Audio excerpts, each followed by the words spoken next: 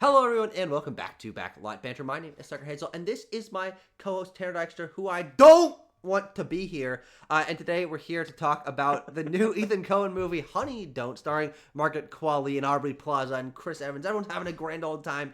Tanner, Yeah, we're going back to the hardboiled detective thrillers of yesteryear, that's right. but That's with right. a lesbian twist, frankly. hmm And we're here to give you our thoughts That's on how this I take movie. my drinks too. My hard-boiled drinks. I take them with a lesbian twist. Yeah, oh, yeah. What flavor would they? What citrus is that, or is it a citrus? It definitely is a citrus, isn't it? Yeah, I don't know. I always imagine like an orange peel in there yeah. or whatever. Okay, all right. Well, we'll Yeah. have to get a mixologist on this. Um, Right. Right. but Right. Right. Right. if you of course have seen this movie, and want to talk to us about it, feel free to join our Discord server, leave a comment. But Tanner, let's get straight into it. We don't want enough faffing time. We've already faffed a bit. What do you think about Mm-hmm. Honey Don't? Tucker, I think a honey don't is okay. This is the second solo directorial effort of Ethan Coen Mhm. after we saw Drive Away Dolls just last year, Yeah, actually, about a year and a half ago. Um, I think it is not as good as Drive Away Dolls. not even close. I think the script is pretty. It has its strengths. I want to start on positive with Honey Don't. I think that Cohen has found like a really good niche for Quali here, doing, as we already mentioned, kind of a hard-boiled detective thing. She has that noir influence. She's a little bit stoic in that way. But I don't know. I don't know if there's the supporting material around her in the other characters or the Yeah, story itself to really bolster everything that or what Cohen is trying to do here. yeah. So in that way, I found the film a little bit weak, and I think it ends pretty abruptly and strangely. The resolution is Hmm. is odd, I would say, the Yeah. turns that it decides to take. Because I'm watching this movie and being like, hey, what happened to like the core mystery of this film? Like it's a pretty like splayed out Yeah. kind of narrative with a lot of threads that are left hanging Yeah. or loosely tied. Yeah, that is definitely true. And that is what's so bizarre about this movie. I think it establishes a world and conflict and characters that are compelling. And then it just doesn't really do anything with them and then just ends. And so Yeah, and this movie is 89 minutes long and it it has is. the material I think that warrants a much longer runtime and a deeper exploration of these things and the root hmm causes of the corruption in religion and in the police and the sexism of this area and these characters. I hmm think have interesting enough backstories and like thematic forces to want for me to want to explore them, but the movie is just not particularly concerned with that. It's Yeah, concerned with being a very dry comedy. Um, yeah. and Tanner, I think, frankly, it's too dry to be that funny.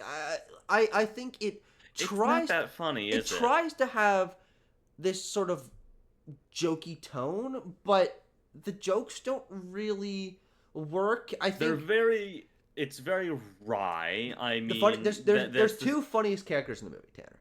Let's Okay, name here them. we go. Number one, Charlie Day. Charlie Day, Charlie Day's great. I like hilarious. Tucker. He's my number one too. His Yes. his line delivery, great. And Tanner, hmm number two, the Number random two. uh Australian or New Zealander goon that Chris Oh, Evans sure, that has, guy. That guy's pretty good. absolutely hilarious. His line delivery, where he's Mm-hmm. like stopping and saying, "Oh, I thought he Mm-hmm. absolutely killed it." But those are the only, Sure. and Chris Evans is also very funny. Though most of his Yeah. best comedic moments are already in the trailer, so like I was like, Hector, not in the sacristy. Like I was saying these lines as they were coming up. Sure. So they're funny, but none of those characters get like a crazy amount of screen time. And so the movie ends up oscillating between having these funny characters and then having like the dry characters. And so Yeah. it's like this weird mix that like tonally I'm like it's not hitting either beat particularly well. Yeah, I mean, because it does try to do its zanier stuff that is kind of what we both liked about Drive-Away Dolls. Yeah. Is that it's very that was very zany, off the wall, manic kind of humor. Whereas this is taking a very different approach, at least in its main characters. Again, Margaret Qualley as Honey Yeah. O'Donoghue Tanner, is is character is name of the year. I love that character character name. name of the year. I think she's good. Like, we're saying like all these characters that are funny, and I do want to point out that like Quality is doing what she is asked in Yeah, this yeah, film. yeah. I think she's doing it quite well, of being like the no nonsense, being like, oh, I dry out on Tuesday. You should see the riddle Yeah, tattooed yeah. on my ass, like that kind of like speaking out of the corner of her mouth, Yeah. kind of in a mumbly sort of tone, sort of detective character who is sort of dissuaded by the state of the world or whatever. But she's also, not a hard drinking 55-year-old man in the 1940s. Yeah. She is a 30-something woman in California in the 2020s. Yeah.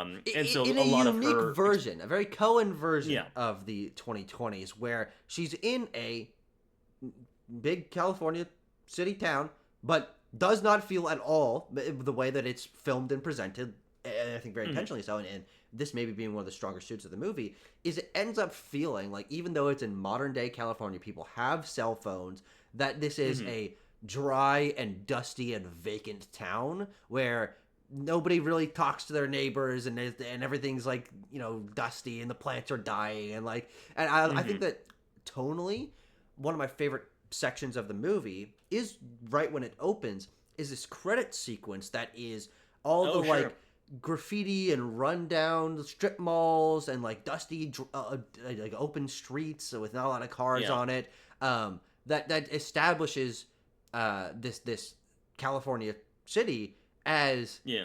a recontextualization of the Clint Eastwood dust town out in Yeah, yeah, yeah. in It's Nevada a or little whatever. bit it's a little bit old west and things like that. It's a sun-washed sort of noir in Yeah. that way. So Tucker, let's talk story Oh, here. I The just want to story of quickly this say to film. close that out. Yeah, yeah, yeah. It's Yep. I think a very perfect meeting between the like, you think of like a hardboiled detective thriller. They're like, Hmm. they've got an office that's in like a L.A. building, and they're going out in the streets, and they're like looking through crowds at people or whatever. So it's the L.A. Hmm. part, and then it's also Yeah. like a western dry town. Like it's Yeah, a sort of halfway sort of like a meeting. one-horse town where there's Yeah, saloons and it's a little, there are abandoned buildings and so on. yeah, So the story of this film, which I think again, as we established, loses its way yeah. pretty early on, is that there's a corrupt church that is doing like drug trafficking in this town, the Four-Way Church. The drug trafficking plotline goes away so fast. Yeah, exactly. And we open on a car crash that is caused by this sort of French femme fatale named, what is her, Cher. Yeah. She's like the woman who rides around on a moped who does not have that much involvement in the story actually. But she like causes this woman to go off the road because she's, I guess, some sort of hitman. Yeah. For a And then larger, Honey O'Donoghue gets. shadowy church organization they just call the French, which I think is, again, Mhm. decent world building. I think that's funny, but movie doesn't really do anything with that. So Honey O'Donoghue is called out on this traffic fatality, basically, where we meet Charlie Day, and he's like, "Yeah, I don't know why I'm out here," and Honey O'Donohue's like, "I don't really know why I'm out here either. This woman called me yesterday Yeah, about that's why something she's that's out there. Yeah. something shady that's going down at the church." Yeah. So like, okay, so Well, we're no. investigating the church. That's not true. The woman Oh, didn't tell her oh, that. They were going to talk about that when they met up the next day or oh, whatever. yes, She has to she come to puts find out together. that it's the church. Yeah, yeah, yeah. Yeah, That there's some that she goes to talk to the parents and she see the yeah, gag in the trailer. There's like the chain and leather bikini yeah. underneath the church robes or whatever. And she's like, okay, gonna go get something shady going down here, some sort of weird sex stuff going on at the church. True. She talks to Chris Evans. Chris Evans is like, hey, I would have sex with you, but also I'm fine and normal, no drug trafficking here. And she's like, okay, I'm out of here. And that's sort of the end of that investigation.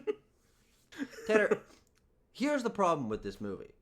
Is it Yeah. establishes these opposing force characters that are decently interesting in their own right, and frankly, I think are more interesting when they're together, and never puts them Yeah. together. What the fuck? Never really puts them together. This movie feels so spread out between all these characters and plot lines. Mhm. Like, tie them together more. Now, they are eventually, by the end of the film, all involved in some way in this larger thing.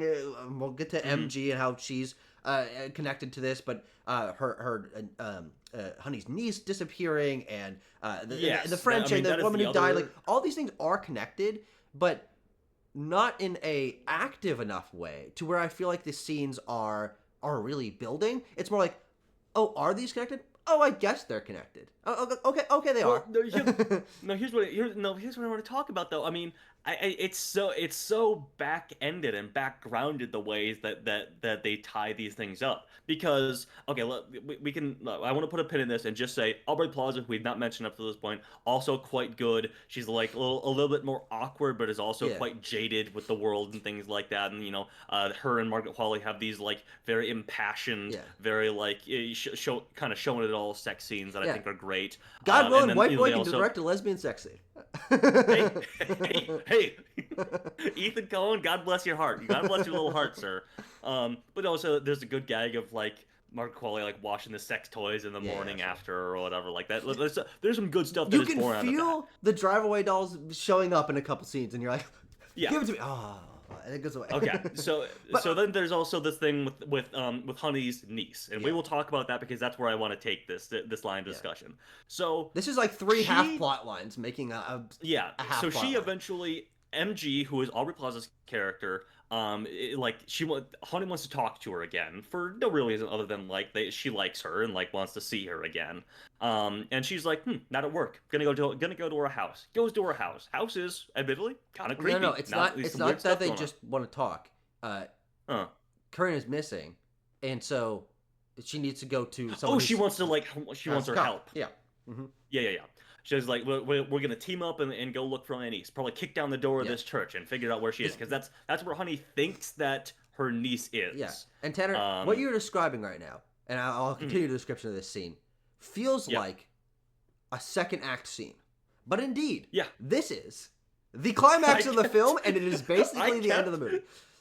I kept checking my watch and be like, There's no way. There's no way. 10 minutes left in this. There's 10 minutes left of the movie. What's going on? So she shows up at this dusty old house.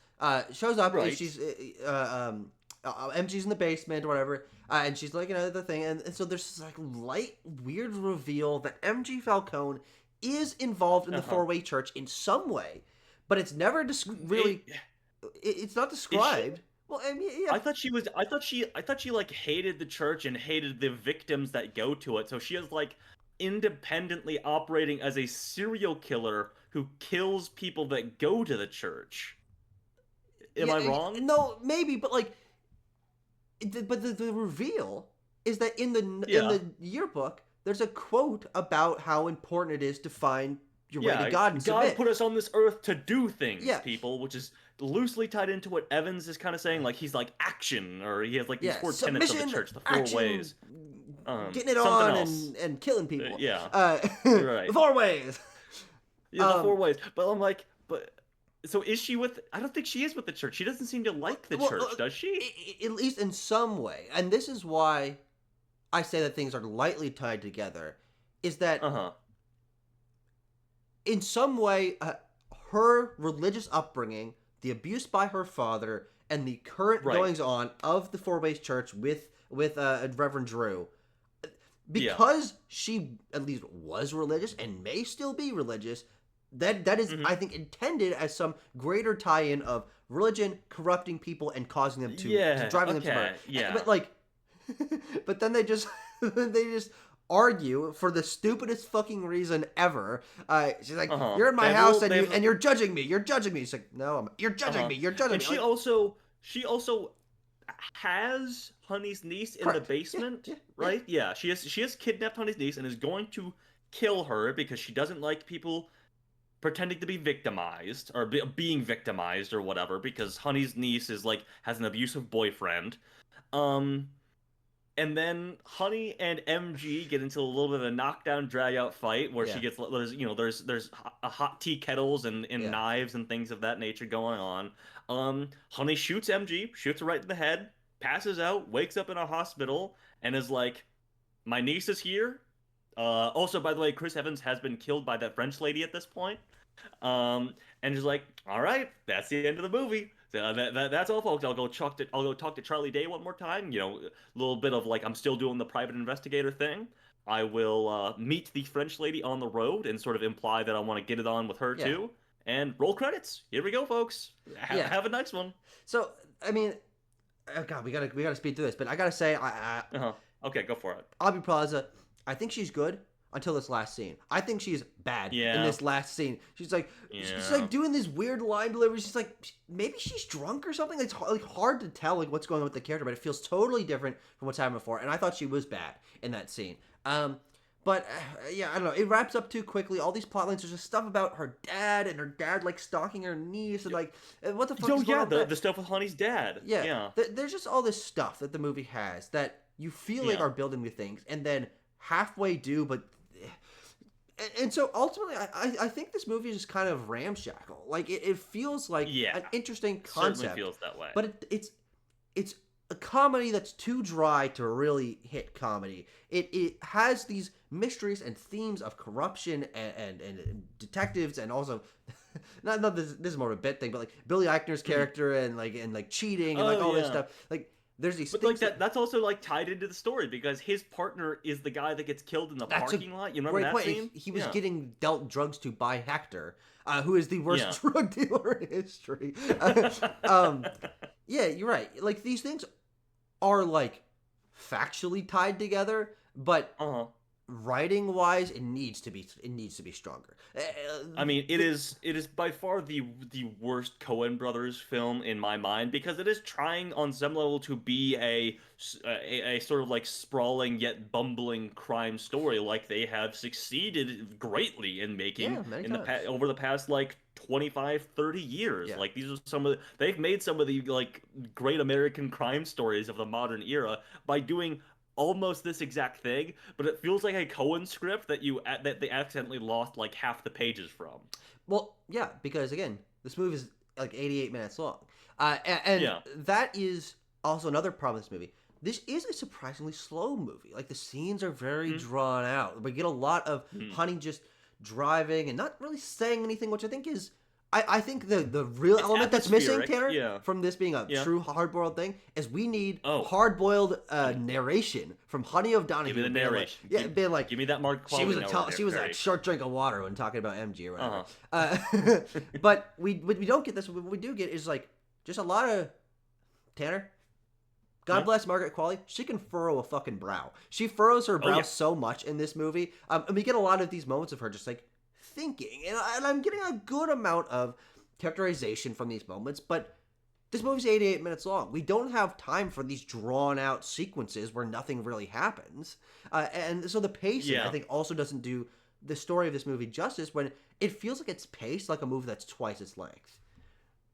Yeah, I mean, it just doesn't fit together. Like you kind of look at any particular aspect of this film outside of like the cast and what they're being asked to do, and it doesn't really fit Yeah. together. Like I mentioned, like I like the performers in it. I think they all pretty much do pretty solid work, except for like some scenes that just like don't fit together. Like just some scenes that just Yeah. don't come together. Like with Plaza's performance, or like like her secretary, I didn't find that great, and Yeah.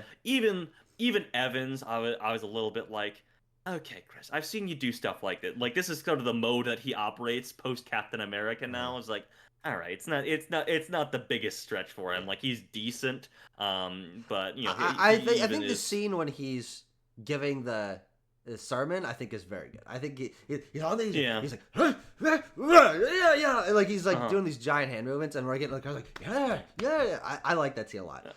I think he's Sure, perfect for that role. Yeah, that's fair enough.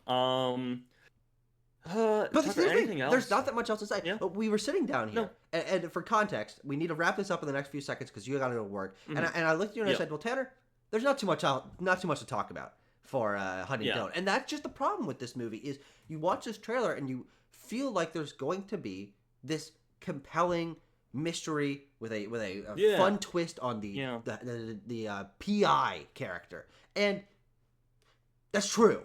but it's not really true, and it doesn't succeed fully in that, which I think is a very big missed opportunity because we don't really get movies like this anymore. And Yeah. clearly, Coen and Qualley and Cook have this like great chemistry that they're working together, but like. Mhm. It needed like another 6 months in the oven or something. It needed another script pass. Frankly, it needs another 15, 20 minutes of runtime to fully explore these At things. least, yeah. At very least, yeah. It's got a big basket of things that don't work and just core structural issues, Yeah. and then unfortunately a far smaller basket of things that do work, but then you're like, well, I wish I had gotten more of Yeah. this. And it Yes, does Tucker, work. The what visuals. works. I think the color grading and the set design of this movie is Oh yeah, awesome. looks good. Everything is red, white, and blue. All the costumes Oh are yeah. some shades of red. There's blue cars and the blue wallpaper. At the moment Mhm. I clicked, I'm like, oh, it's also divided in that almost every female character is wearing red, almost every male character is wearing blue. It's very clear that a lot of effort went into the production design, costuming, and color grading of this film. They clearly painted the sets with all these specifically red, white, and blue cars. Yeah. I think that's a really great aspect of this film. But then I kept thinking, like, all right, what does that mean thematically? I don't know. I can't tell.